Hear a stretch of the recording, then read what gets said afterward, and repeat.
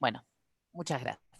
Bueno, entonces comenzamos la grabación y vamos a tratar el tema del trabajo práctico que yo les remití, que es un tema sumamente actual, que es el análisis de la judiciabilidad del derecho a la vivienda, es decir, u operatividad del derecho de acceso a vivienda digna en clave constitucional.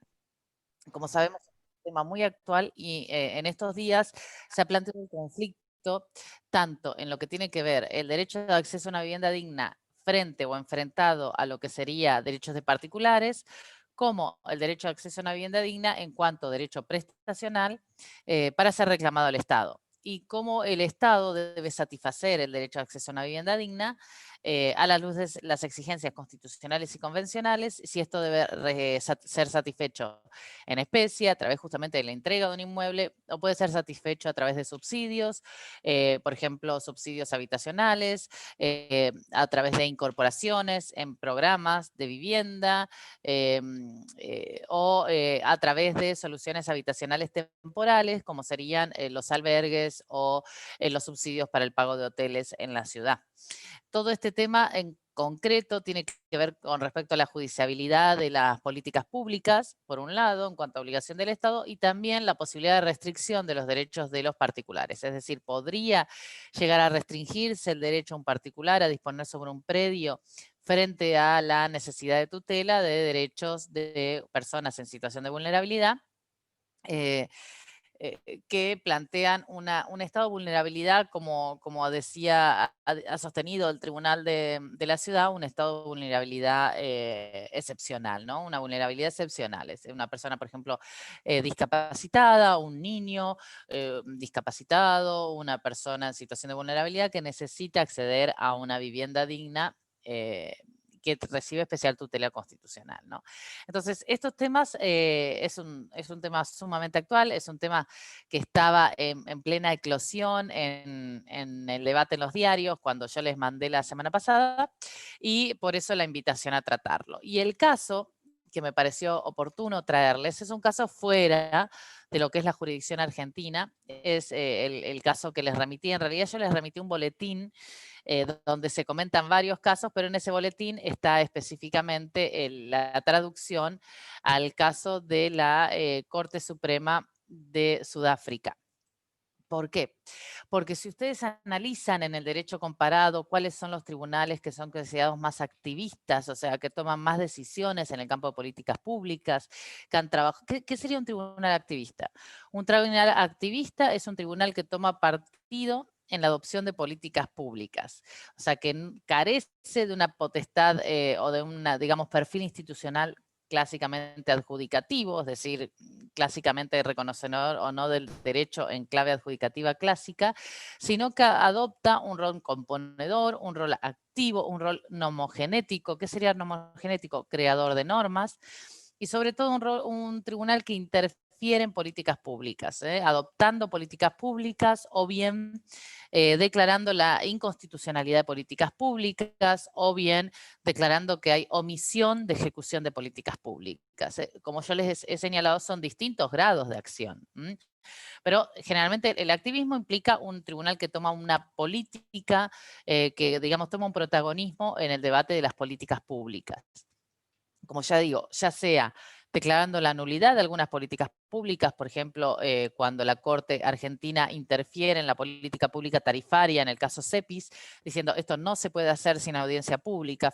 Fíjense que ahí lo que hace el tribunal es interfiere en la política pública, pero lo que exige es un determinado procedimiento en la adopción de la política pública según el mandato constitucional, es decir, a través de una audiencia donde haya participación democrática, ¿no?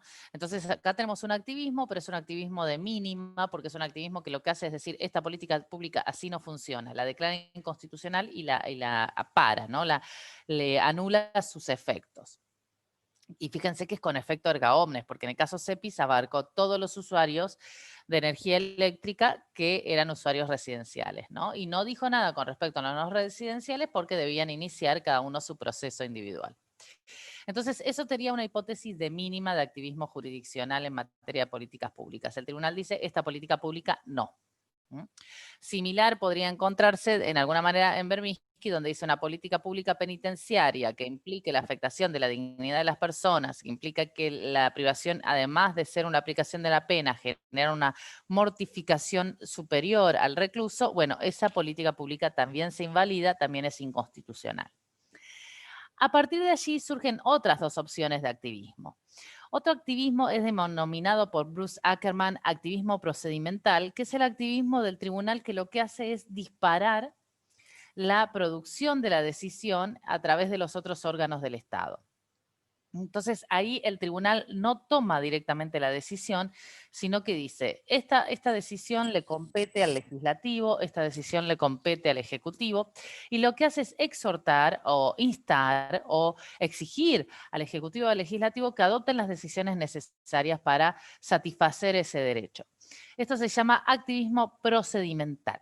Entonces, el tribunal lo que hace es empujar a los órganos políticos para la adopción de la política pública. Y eso lo encontramos, por ejemplo, en el caso Badaro, donde la Corte Argentina dice, la jubilación es móvil, el derecho a la jubilación el derecho a la movilidad de las jubilaciones es un derecho constitucional, es un derecho operativo, es un derecho que debe instrumentarse. Y como el legislador no lo ha hecho, hay una omisión del legislador. Entonces pongo en conocimiento del legislador que omitió esta intervención que es indispensable para garantizar la operatividad de un derecho. Entonces ahí vemos cómo el tribunal empuja la política pública. Eso se llama activismo procedimental y es la posición intermedia. Y finalmente, claro, obviamente que está el no activismo, ¿no? El adjudicativo clásico más conservador en torno a interpretación, pero estoy hablando de las corrientes activistas de mínima, intermedio, procedimental y el activismo propiamente dicho, donde el tribunal lo que hace es suplir la omisión del legislador, del ejecutivo, y adoptar, dar las pautas, señalar las directrices de cómo debe articularse esa política pública. Y la Corte de Sudáfrica había sido por excelencia uno de los grandes referentes en activismo propiamente dicho, en su activismo en su máxima expresión. Por ejemplo, la Corte de Sudáfrica llegó, en tutela ambiental, llegó a indicar qué días correspondía que circularan autos con determinada patente y qué día correspondían que circularan autos con otra patente. O sea, llegó a regular, a adoptar decisiones que tradicionalmente eran concebidas como decisiones de regulación ejecutiva, de instrumentación, y hasta ese extremo llegó a intervenir la Corte sudafricana. Claro está que la posibilidad o no de adoptar una u otra variable puede depender muchas veces de... ¿Sería el activismo propiamente dicho o el activismo en su máxima expresión? En realidad yo estoy usando categorías que son más que todo, digamos, explicativas. O sea, tienen un fin de brindar claridad, porque en realidad no es que la Corte dice yo adopto un activismo en su máxima expresión. Directamente dice la única forma de operativizar derechos es esto y considera que frente al derecho no operativizado, el tribunal, como al ser una corte constitucional, tiene plenitud en sus potestades, ¿no? Pensemos que Sudáfrica toma un rol protagónico en la tutela de derechos, sobre todo de minorías, frente a toda la transición democrática posterior al apartheid, ¿no? Entonces, todo eso generó una exigencia de visibilizar los derechos en clave operativo, porque estaba el derecho a la igualdad, pero sin embargo había castas. Entonces, eh, eh, fue una reacción de mucho activismo jurisdiccional para contrarrestar décadas de violación de derechos por omisión, o sea, una norma aparentemente igualitaria, pero una realidad totalmente discriminatoria. Entonces, frente a eso responde cuando se instala el Tribunal Constitucional, responde que además el Tribunal Constitucional sudafricano, cuando es instalado, muchos de sus miembros eran grandes militantes contra apartheid. Eran grandes militantes por la desegregación. Entonces, es un tribunal que está teñido de esa noción de, digamos, de activismo, de compromiso, de operatividad de derechos, y no se planteaba en la problemática de cuáles pueden ser las crisis o los defectos o los riesgos que este activismo constitucional puede llegar a generar, ¿no? Este activismo jurisdiccional.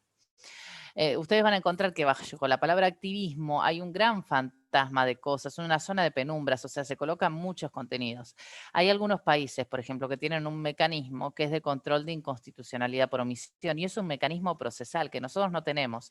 Y es un mecanismo que está diseñado para controlar justamente cuando la Constitución se viola, no por acción de los poderes del Estado, sino por omisión.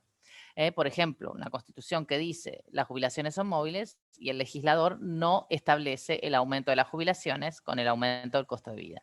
Entonces, en esos casos, algunos países como Venezuela, Colombia, Brasil, Portugal, muchos estados de México, Ecuador, tienen previsto, Bolivia, tienen previstos cláusulas de control de inconstitucionalidad por omisión. Acá hay una, por ejemplo, en Río Negro, en la provincia de Río Negro. Entonces, ahí el activismo del tribunal controlando la omisión de los otros poderes tiene basamento constitucional a través de una norma que específicamente reconoce esa potestad y establece el mecanismo para hacerlos.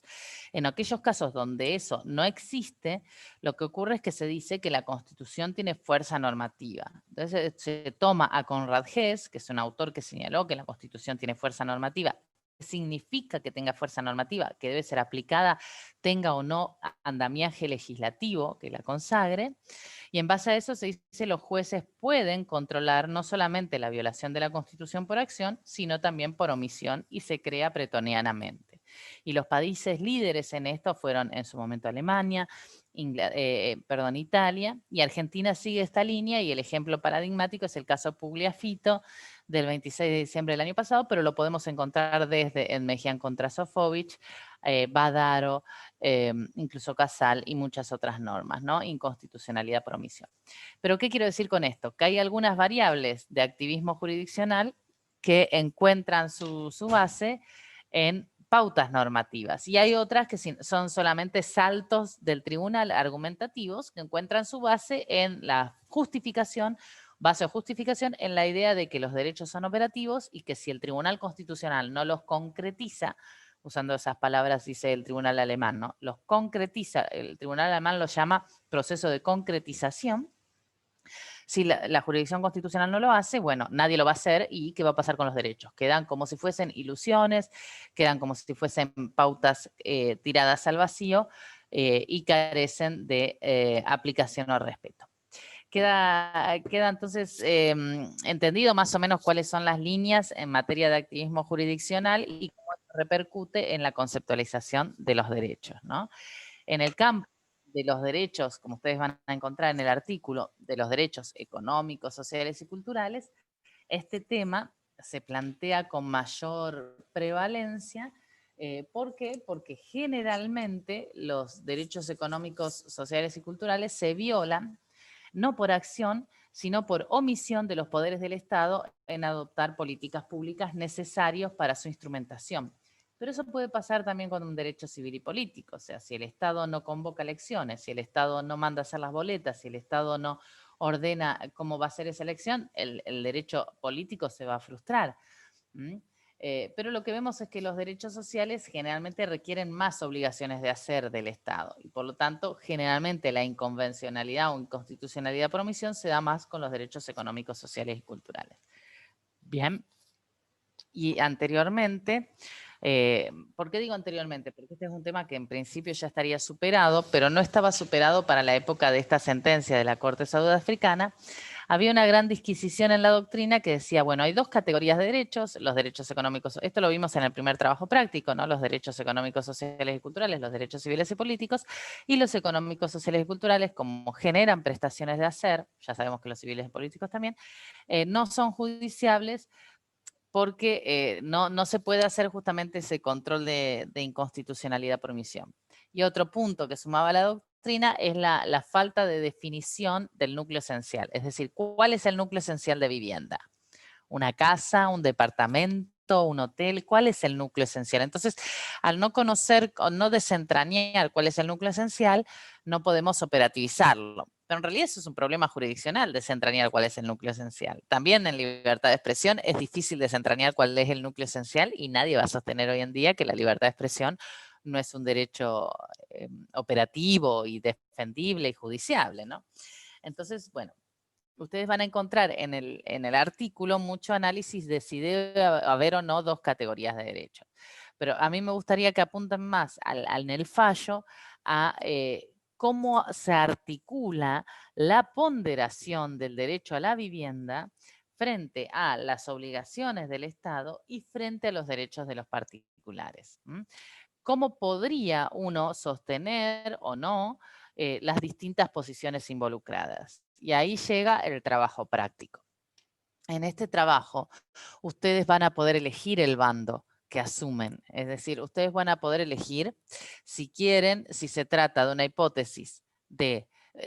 la hipótesis fáctica es la toma de un terreno por parte de personas en condición de vulnerabilidad que carecen de solución habitacional, ¿no? Entonces, un grupo de personas en condición de vulnerabilidad, donde existen un grupo de personas integrados por discapacitados y niños, en condición de vulnerabilidad, ocupa un terreno.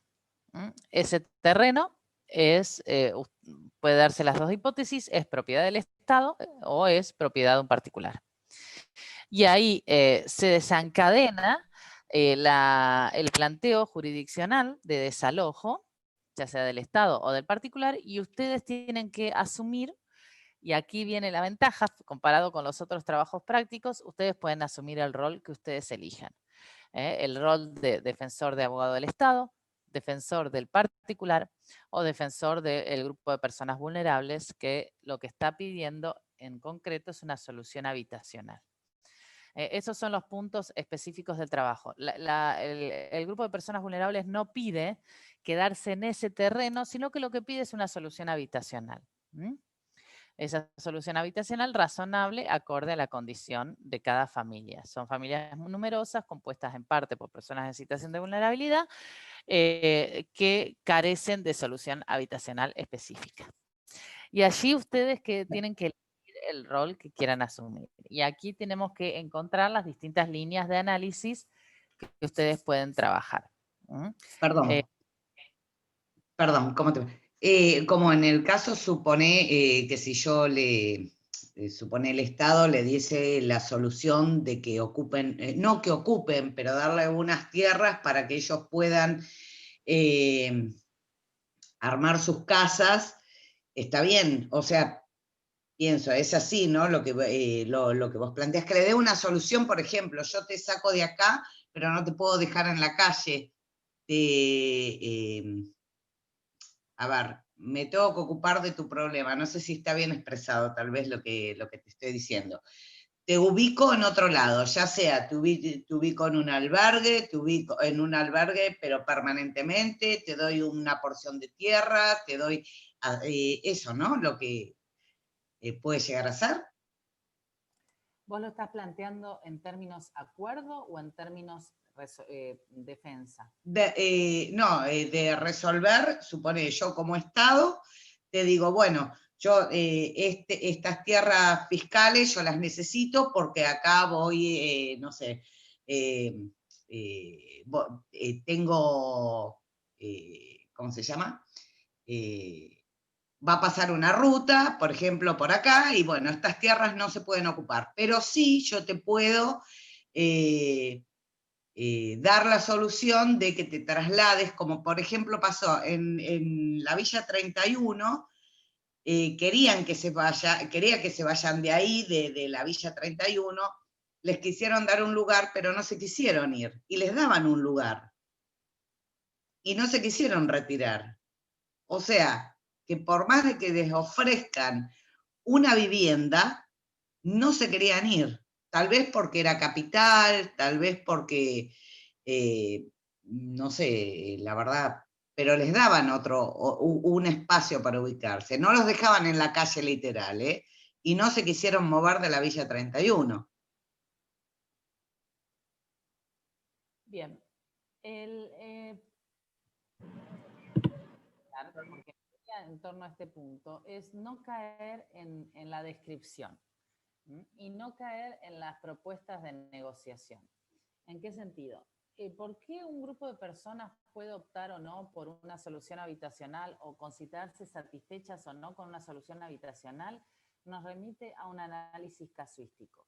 Yo he participado en muchos procesos de relocación y de digamos, reconocimiento de soluciones habitacionales, y hay veces que cuestiones que pueden parecer caprichosas no lo son. Yo recuerdo, por ejemplo, la relocalización que se dio en el caso Mendoza con respecto a las personas que fueron derivadas al complejo del Padre Mujica.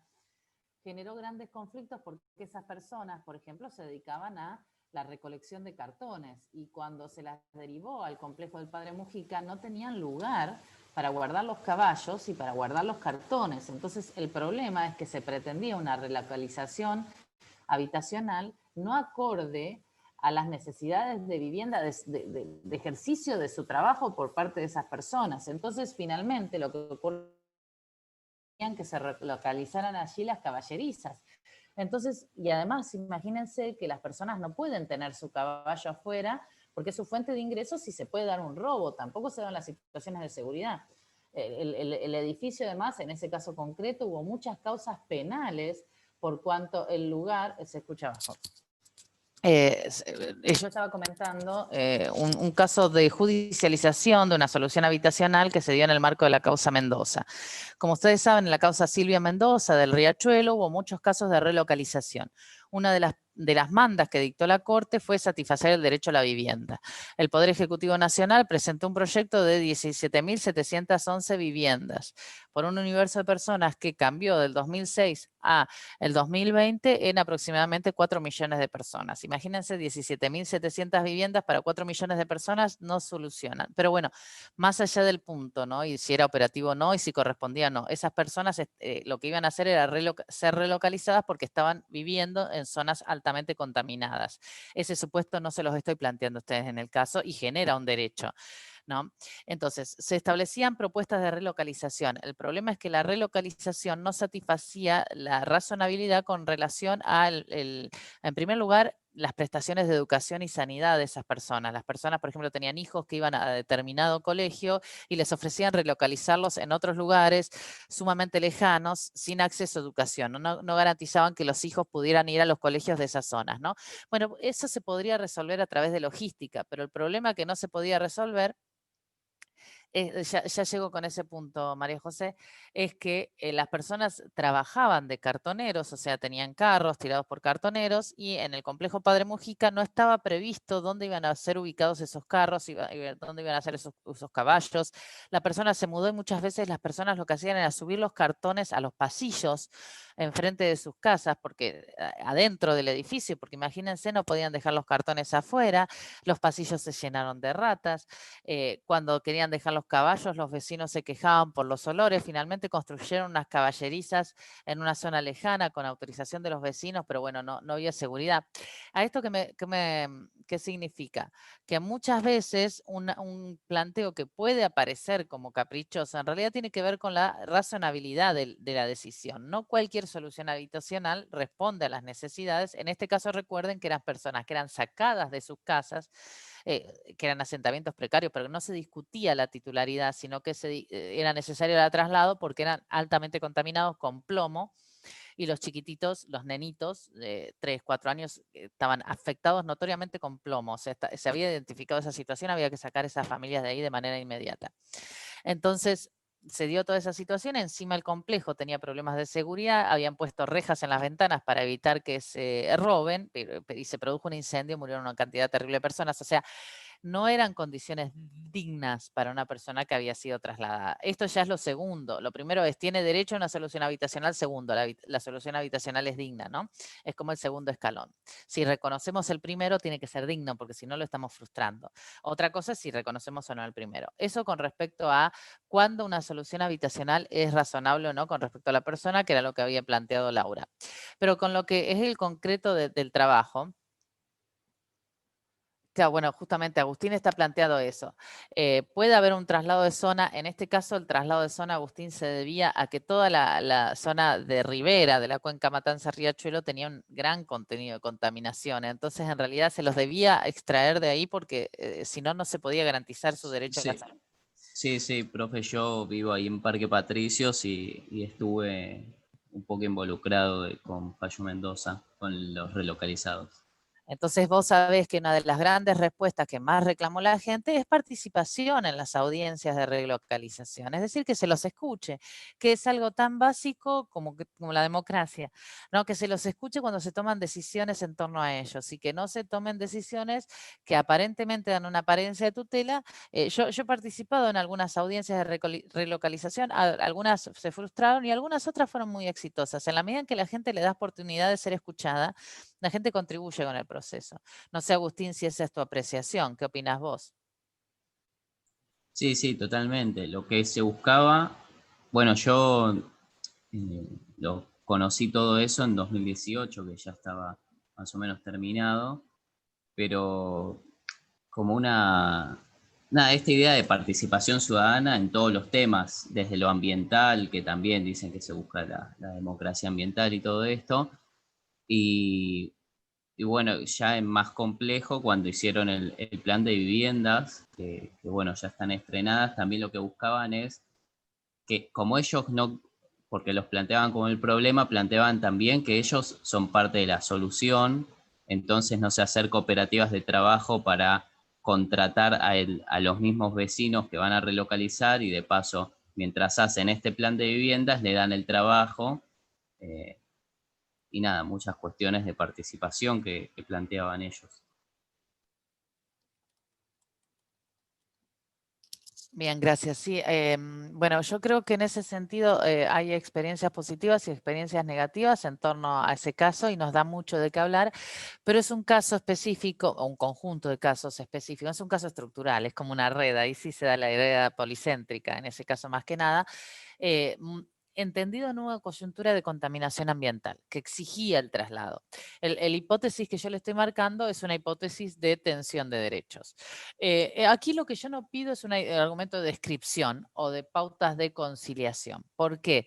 Porque las pautas de conciliación son causísticas. Si yo te digo, tengo este campo, bueno, te lo cambio por tal otro, bueno, lo acepto, te lo cambio por tal terreno fiscal, bueno, lo acepto. Eso es casuístico, eso no puede ayudarlos a ustedes a construir una solución.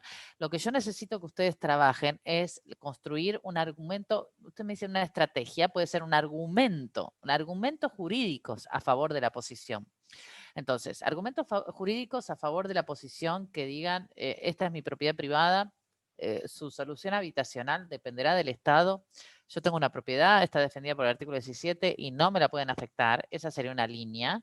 Obviamente que hay mucho más que analizar, ¿no? Porque ya sabemos que la propiedad no es un derecho absoluto. Entonces hay que trabajar en torno a cuándo puede restringirse la propiedad, si este sería un supuesto de restricción de propiedad, cuáles serían los supuestos constitucionales de restricción de propiedad, que la Constitución prohíbe la confiscación, si permite la expropiación, o sea, analizar estos supuestos, ¿no? O sea, analizar en clave de derecho de propiedad, pero con contenido constitucional. Entonces, una línea sería por la defensa y ustedes lo que tendrían que hacer sería un memo con los puntos troncales de defensa de derecho de la persona que usted decide defender.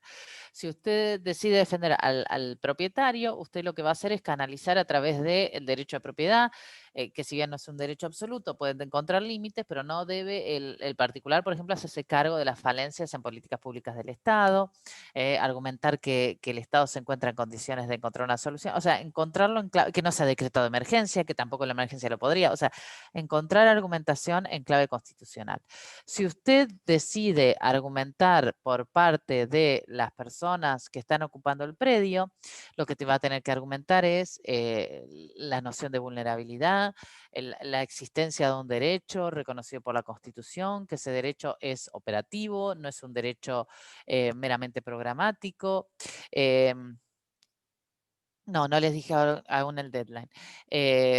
O sea, tienen que explicar en clave tensión de derechos, tienen que argumentar en torno a la existencia de personas vulnerables, de cómo las personas vulnerables generan un sujeto constitucional de tutela preferente, de cómo esos derechos no pueden ser dejados de lado por falta o por inacción del legislador o del ejecutivo en la adopción de políticas públicas.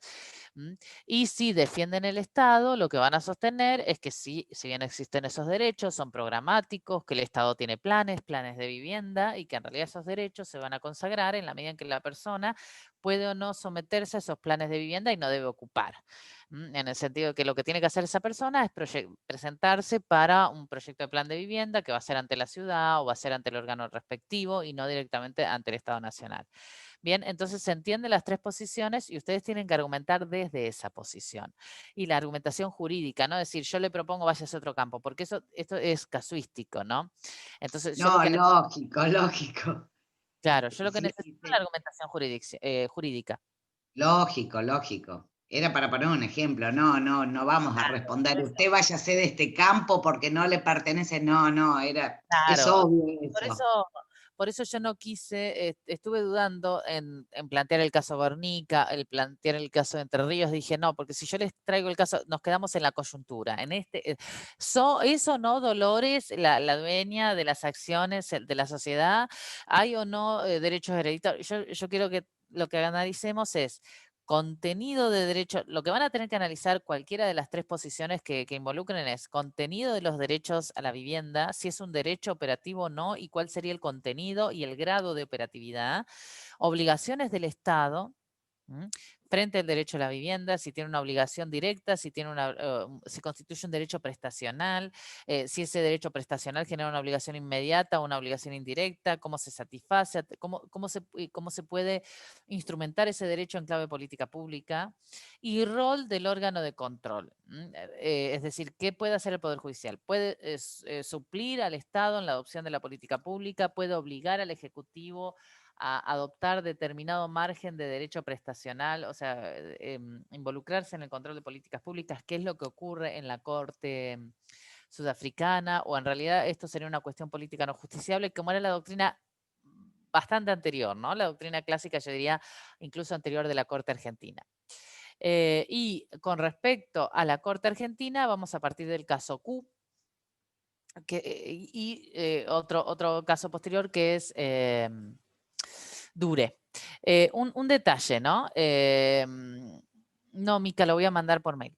Un detalle, y voy a mandar por mail la consigna y el deadline. Un detalle importante para ponderar. Yo dije, contenido del derecho a la vivienda, grado de operatividad, si genera o no una operatividad directa, qué implica la prestación o no. Señalé el rol del Estado, el deber del Estado de satisfacer o no a través de una política pública ese derecho.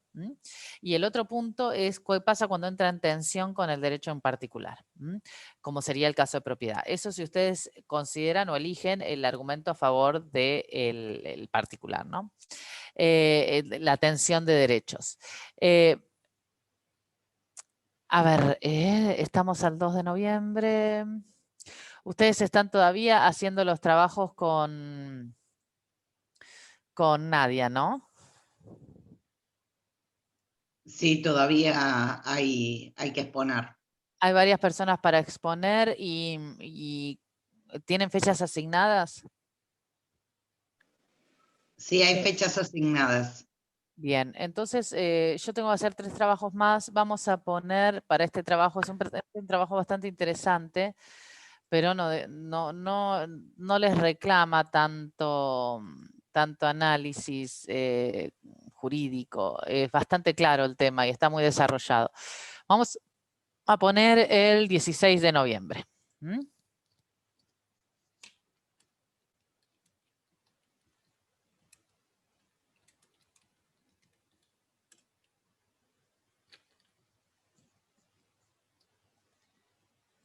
Y el tope de extensión es de 5.000 palabras. Es bastante más largo. ¿Por qué? Porque ustedes van a tener que desarrollar argumentos. Esto ya no es descriptivo informativo. Ustedes tienen que tratar de convencer a través de su argumentación. Un detalle, con respecto a la argumentación, no caigan en el caracteres. 5.000 caracteres. Yo siempre les pongo límite de caracteres. No caigan en la situación de injusticia, es injusto, es justo, es terrible, es dramático. No quiero ese tipo de adjetivizaciones. Yo sé que la situación de una nenita viviendo sin agua potable y en condiciones inhumanas es dramático. Una persona discapacitada, o sea, todos sabemos que es dramático. Lo que yo lo quiero es en clave constitucional. ¿Mm? Lo que necesito que ustedes argumenten, yo no apelo acá a ver si son buenas personas, porque todas son buenas personas, independientemente de la posición que tomen, no es un juicio moral. Lo que necesito acá es un adecuado desarrollo constitucional de los derechos en juego. Yo les puse en la consigna, le puse principales líneas de argumentación: tensión de derechos, contenido esencial de los derechos, operatividad de los derechos, obligaciones de los estados.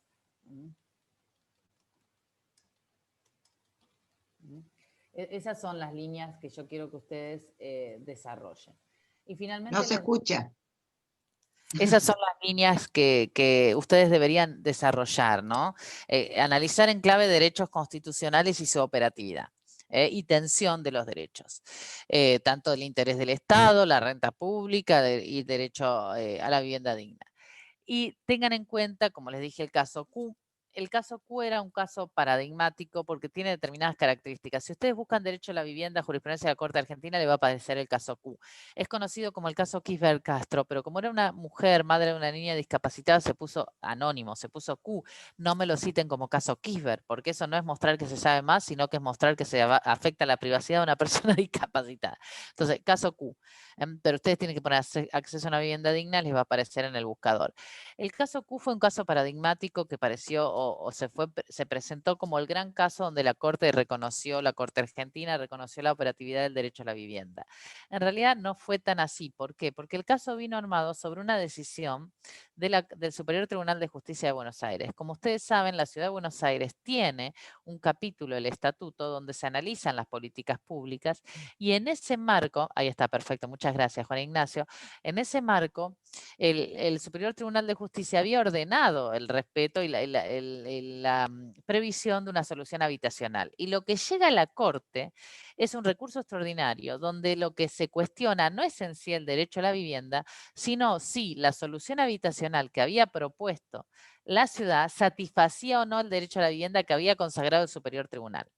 Entonces, no es un caso donde la Corte analizó de manera plena qué debe entenderse por derecho a la vivienda como derecho razonable, sino que lo que analizó en Q era si la solución brindada por la ciudad satisfacía los estándares del Superior Tribunal. En ese caso específico, como volvemos a decir, es un caso de una mujer, de madre de una persona, de un niño discapacitado. No van a encontrar mucha perspectiva de género, sí van a encontrar mucho fundamento de orden convencional en torno a los derechos del niño. Ustedes deben, fíjense que yo en las bases fácticas yo les puse familia con discapacitados y niños, o sea, usen la Convención de Discapacidad, usen la Convención de Derechos del Niño y se los puse en parte porque eso fue un punto especialmente tenido en cuenta por la Corte.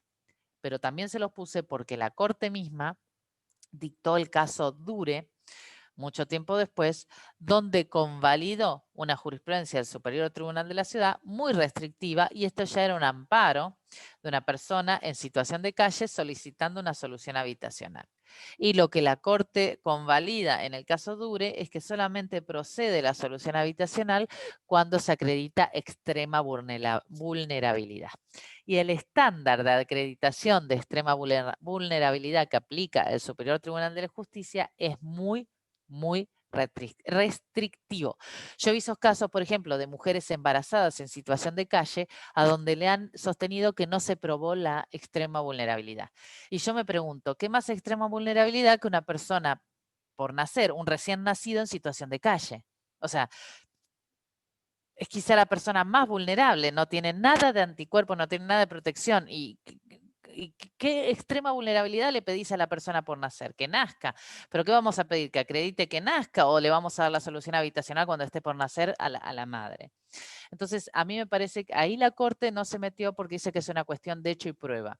¿Qué se entiende por extrema vulnerabilidad? El concepto puede ser cuestión federal, pero cómo pruebo yo mi extrema vulnerabilidad es otro tema. Ahora, ¿les parece bien a ustedes imputar la carga de la prueba de la extrema vulnerabilidad al vulnerable? ¿Vos qué opinás, Juan Ignacio? Que no, claramente.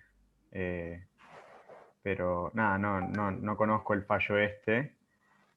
Pero bueno, digamos que también la Corte tiene a mano sus argumentos o sus armas para cuando quiere meterse y cuando quiere no. Digo, un caso contrario puede ser el fallo García María Isabel, cómo a través de alguien que a mi entender, y lamento que esto quede grabado, pero coincido con Rosenkrantz, es una persona que claramente no se encontraba en una situación de vulnerabilidad particularmente, sin embargo la Corte entra por el lado de los jubilados, con el tema de ganancias. No sé. Bueno, ahí, perdón que me meta a contestar, no te quiero contestar a vos, quiero contestar al argumento, es un lindo tema para tratar, estoy buscando un comentario del caso Dure que les quiero mandar, pero bueno, se lo voy a mandar después porque quiero contestarle a Juan. ¿Sabés lo que pasó ahí, Juan? Que son jueces venidos de Paraná, todos los que fueron parecidos a García. En García se declaró la inconstitucionalidad de la aplicación del impuesto a las ganancias a los jubilados que sean vulnerables. Y se consideró que era vulnerable, o sea, no debía probar su vulnerabilidad la persona de más de 80 años o que tuviera una enfermedad. Ahí se estableció una especie de inversión de carga de la prueba, no lo tiene que probar. La persona menor de 80 años o sin enfermedad tiene que probar. Si prueba que es vulnerable, no debe pagar ganancias. Lo importante es que el vulnerable no pague ganancias. Entonces, ahí en García no es que se dijo las personas que no son vulnerables no van a pagar ganancias, sino que lo que se creó es un estándar a nivel probatorio. Y eso tiene que ver, ¿sabes por qué? Porque el juez de primera instancia lo había declarado como de puro derecho. Entonces, en realidad, la señora García no tuvo oportunidad procesal de probar si era o no vulnerable. Por eso a mí me llama la atención el voto de Rosenkrantz, porque el voto de Rosenkrantz remite a una falta de actividad probatoria que le fue negada a la parte por decisión del juez. Entonces yo te puedo a vos rechazar, Juan, que no probaste algo cuando te dije que no tenías oportunidad de probar. ¿Te parece lógico eso desde la óptica jurisdiccional? No, no lógico, pero a lo que voy es cómo, cuando el tribunal quiere, ¿cómo decirlo? Se las rebuscas para entrar, y yo, o sea, lo podemos discutir largo y tendido, si los jubilados son un sector vulnerable, también es cierto, cuántos casos iba a tener la Corte que un jubilado o una jubilada llegara a esa instancia, justamente a mi entender, sí representan en su gran mayoría un sector vulnerable. Bueno, se agarró del caso que llegó para justamente sentar un estándar. Sí, habían llegado varios casos, pero sí era el más vulnerable de todos los casos, era el más viejo, perdón, que tenía más años. Lo que se recurrió fue un estándar que era el de persona anciana de la cuarta edad, que es un estándar que utiliza el Tribunal Español, que es mayor de 80 años. Pero recordemos, lo que dice la Corte es que cuando es mayor de 80 años o es enfermo, o sea, tiene discapacitado, porque sabemos que hay jubilados también que no son vulnerables, porque si bien la Corte dice todo el sector de jubilaciones por la previsión de seguridad social tiene una tutela preferente, no los equipara a vulnerables. Tenés jubilados con tutela preferente porque tienen seguridad social y tenés ancianos en el 75 inciso 23. No usa la misma palabra. Entonces lo que se quiso poner el acento es que dentro del grupo de jubilados hay ancianos y hay discapacitados. Esos no pagan. Si yo tengo una jubilación de privilegio porque soy diputada, Ofelia Fernández se jubila mañana como diputada, no le podés considerar vulnerable, una chica de 20 años, ¿no? Entonces, a eso se trató de buscar un estándar que diga, bueno, vamos a presumir la vulnerabilidad cuando son adultos ancianos, y usando, se puso el límite en los 75, no en los 80, porque se quiso buscar un referente en base a alguna normativa de legislación social, pero se dijo, bueno, cuarta edad, mayores de 75 se presume que son vulnerables, se presume que tienen que gastar más en garantizar una condición de vida digna y personas discapacitadas o enfermas con problemas de salud. Ahora, si vos no tenés más de 75 y no estás enfermo, no se presume tu vulnerabilidad, ahí tenés que producir prueba y probar que sos vulnerable. El problema con García es que no se le podía rechazar la pretensión a esa mujer, ni a ninguno, porque todos venían del mismo juez de Paraná, se había declarado de puro derecho. Entonces, entrar así se probó no en una causa donde declaraste de puro derecho, ahí lo que tenías que era revocar eso y volver a que se instruya toda la causa. Produciéndose prueba. Pero en ese caso se prolongaba una prestación de naturaleza alimentaria mucho en el tiempo. Y cuando son prestaciones alimentarias, todos sabemos que la respuesta debería tratar de ser más rápida, ¿no?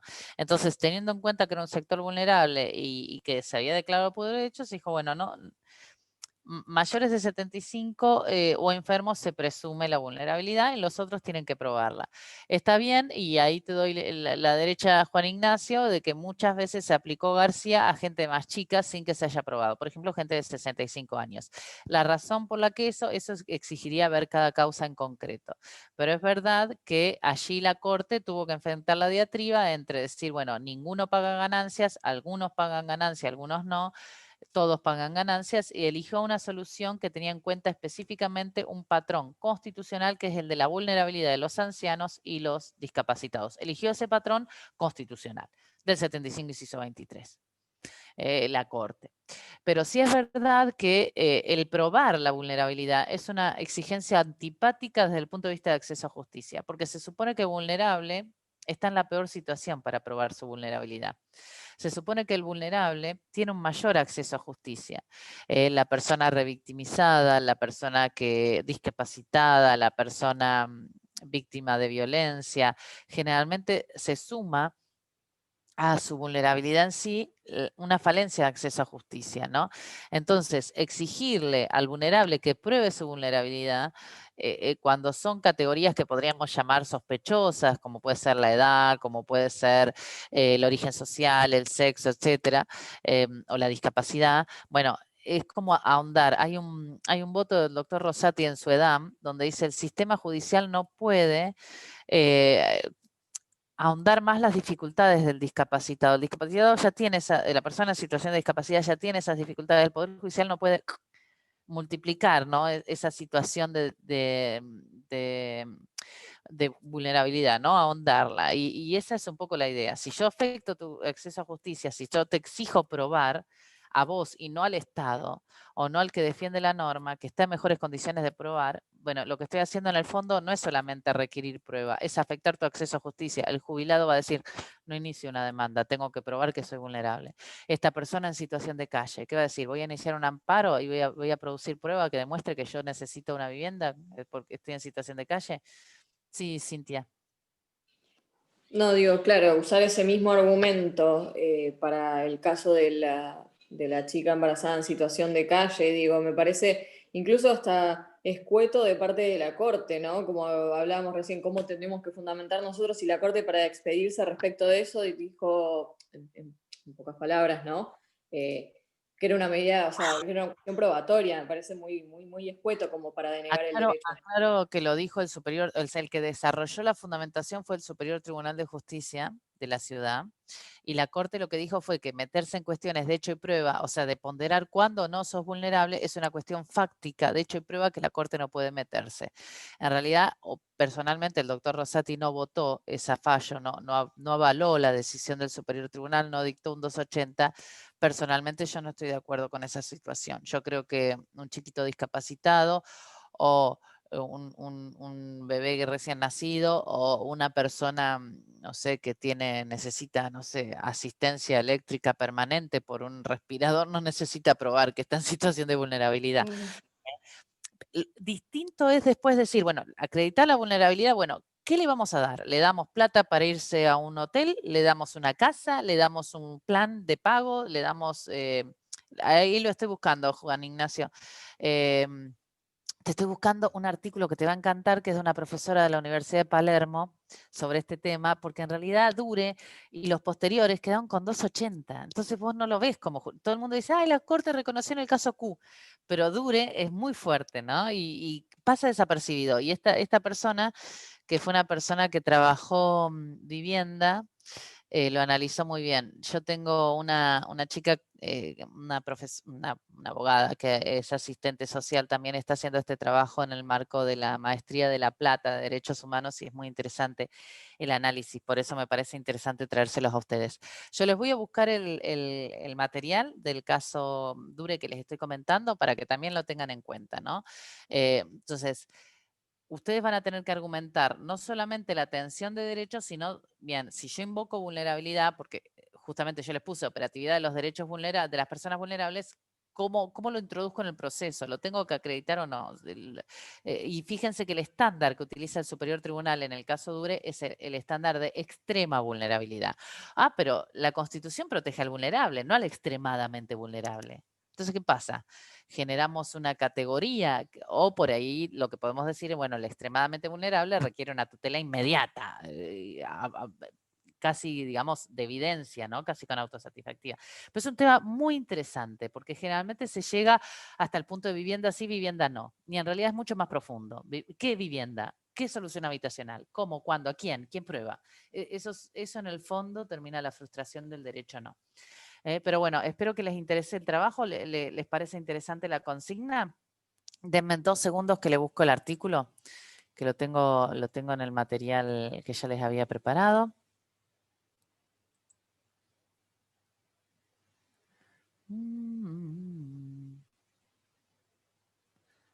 Pucha.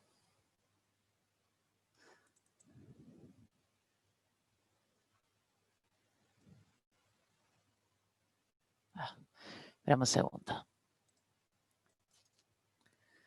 Igual se los mando, ¿no? Pero ya que me lo pedís, así como me lo pedís, Juan, vos sabés que sos el mimado de la comisión. Es un Qué chiste. responsabilidad. No, pobre. A ver, acá te lo mando. Ahí tenés el caso Dure. Me gustaría saber tu opinión. Aclaro, por ejemplo, que en la corte actual todos firmaron Dure menos Rosario, ¿no? Y ahora les busco el de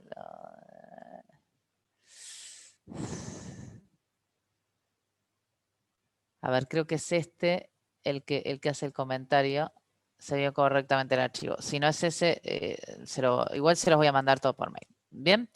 Entonces esa es la invitación. Lo seguimos charlando un poquito el lunes. Yo ahora voy a tener que cortar porque me pusieron una reunión a las 6. Pero ¿quedó clara la consigna? Yo acá se los preparé de vuelta. Se los voy a copiar todo entero. Es muy importante que tengan en cuenta que es una familia numerosa y compuesta por personas vulnerables. Eso me interesa mucho porque es lo que marca el margen constitucional, ¿no? Tanto en torno a los sujetos de tutela como a la razonabilidad de la prestación, ¿no? Cuando yo digo carecen de solución habitacional es que están en situación de calle, ¿no? Usted optar por una posición y argumentar a favor de derecho. Líneas principales de argumentación, tensión de derechos, contenido esencial de los derechos, operatividad de derechos, obligaciones del Estado. Bien, ahí tienen exactamente, yo ahora les voy a mandar un documento con esto, más el caso, el artículo comentando el caso Dure, y tomen en cuenta el ejemplo sudafricano, que ahí lo que se consagra es el contenido del derecho, la operatividad del derecho a la vivienda y el contenido esencial. Pueden aplicar el caso Q,